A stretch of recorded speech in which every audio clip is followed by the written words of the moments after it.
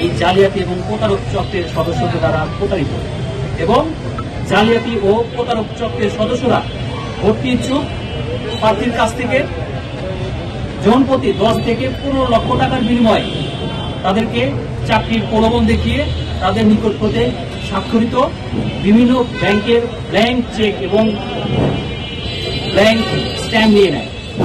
এছাড়া প্রতারক চক্রের পক্ষ হতে প্রার্থীকে ভর্তি সংক্রান্ত বিভিন্ন ভুয়া প্রশ্নপত্র ও উত্তরপত্র সরবরাহ করা হয়।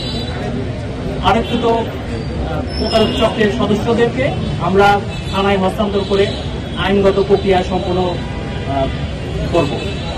উল্লেখ্য, এ ধরনের চক্রের মাধ্যমে বাংলাদেশ নৌবাহিনীতে নাবিক হিসাবে ভর্তি ইচ্ছুক প্রার্থীরা বিভিন্নভাবে বিভিন্ন জায়গায় প্রতারিত হচ্ছে।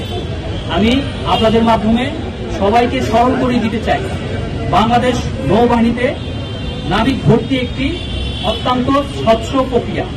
নাবিক ভর্তির কার্যক্রমে কোনো ধরনের আর্থিক লেনদেন এবং কোনো কিছুর বিনিময় করা হয় না এবং তা আইনত দণ্ডনীয় অপরাধ।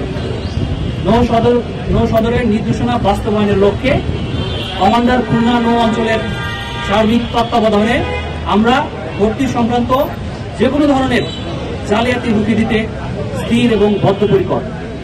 ভবিষ্যতে বাংলাদেশ নৌবাহিনীর নাবিক ভর্তি কার্যক্রম চলাকালীন এ ধরনের নিয়মিত অভিযান আমাদের অব্যাহত থাকবে।